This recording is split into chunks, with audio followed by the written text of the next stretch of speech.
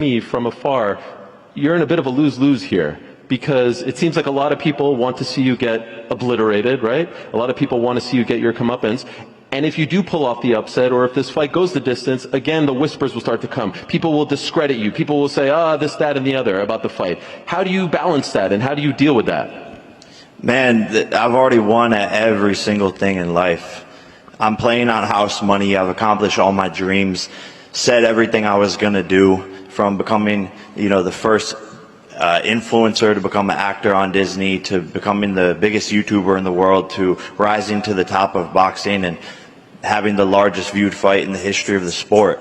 I've accomplished everything. So this is a win-win and another challenge for myself. I've never been knocked down or knocked out even in sparring, but I'm in a sport where that happens. And I know this is dangerous, but this is no different than a soccer player, losing in the World Cup on the biggest stage. If that's how it goes, if I take one of those punches that Francis Ngannou took and I'm on the canvas, let's see how tough I am. Let's see if I can get back up.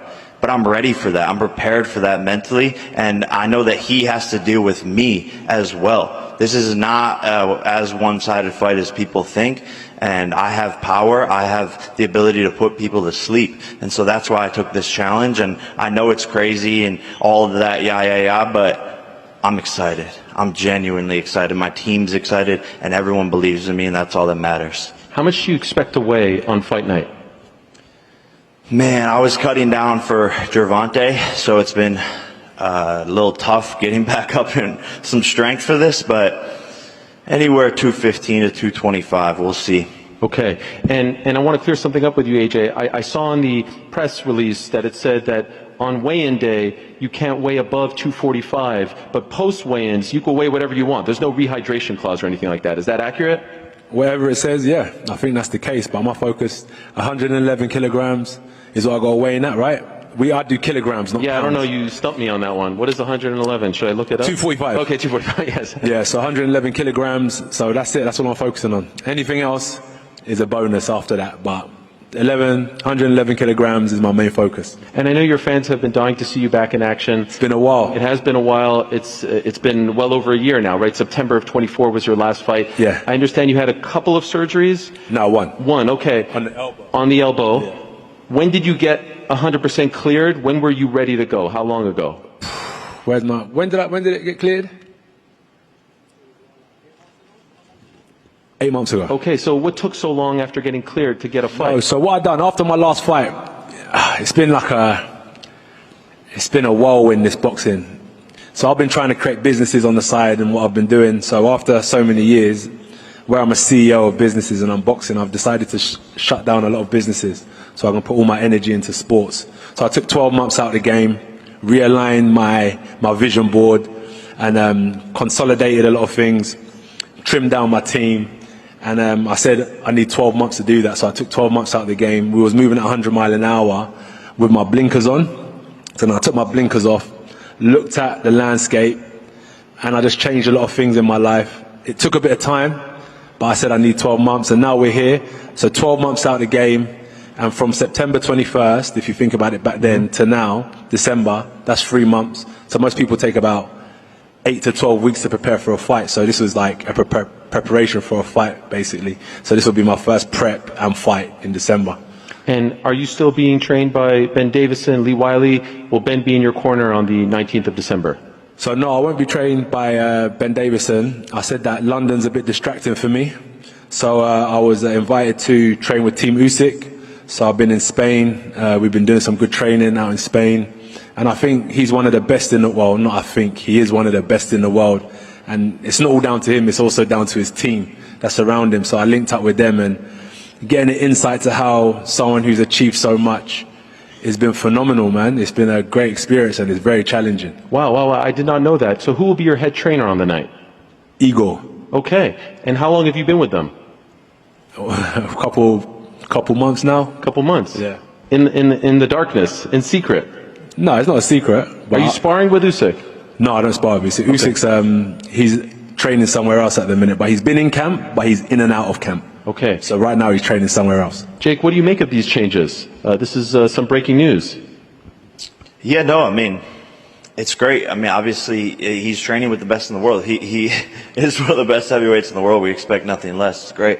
And I want the best version of Anthony Joshua on December 19th, and it's going to be the best version of Jake Paul that you've seen, and we'll see who's better. Last week on the Eubank Ben broadcast, Turki Al-Sheikh was laying out plans for Anthony Joshua. Said he had a fight in February, said he had a fight in the fall. Does any part of you relish the opportunity of perhaps ruining some big plans for AJ and the team in 2026? Yeah, 100%. It's a massive mistake to look past this. Seriously, I'm putting a stint in all of those plans. Don't book anything. Don't arrange flights and hotels. I'm knocking this guy out, becoming the CEO of Matchroom Boxing, and changing the plans. And it's going to be me versus Tyson Fury next year. Do you feel like you are being disrespected with all these plans? You know, even Eddie talking about like it's a nice little Christmas gift, and we'll go in there, we'll make some money in Miami, we'll become big stars here in the United States, and then we're on to the serious stuff. That's the way it's being laid out. Yeah, I mean, look at the last time they came to America and what the plans they had were. Andy Ruiz stopped that. So this is Andy Ruiz 2.0. AJ, can I ask you about those plans? Are those in place? Are you viewing it the same way that the people around you are talking about it? What about fighting February? Well, they're saying we have a date in February, we have a date in the fall, the Tyson fight is being discussed, but you do have a fight already booked that's, you know how the game goes. Yeah, if I'm going to be honest, I'm going to break his face, I'm going to break his body up, I'm going to stomp all over him. That's my mentality, right? That's a fighter's mentality, and I know what's in my heart, I know what's in my mind, and I'm here to compete. I'm here to prove myself that I'm the better fighter, so I'm looking forward to it, and I'll do that until I finish fighting, no matter who it is. Who are those opponents lined up for you in 2026? My focus is on Jake Paul. Okay, all right, fair enough. Is that true, though? Do you have those two fights lined up already? They're not signed, they're not sealed, but they're opportunities, really. They're just opportunities in the game. But my main focus as signed and sealed is Jake Paul, so that's all I've got in front of me.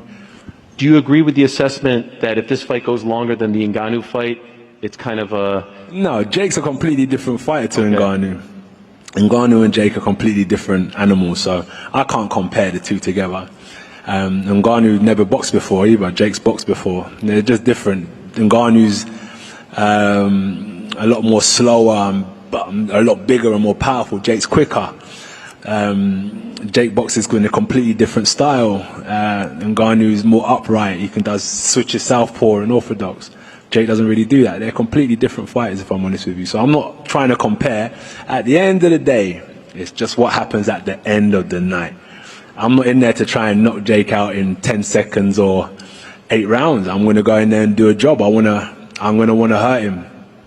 You know, I'm going to want to really hurt him in the ring. If that's what I want to do. That's what I'm here to do.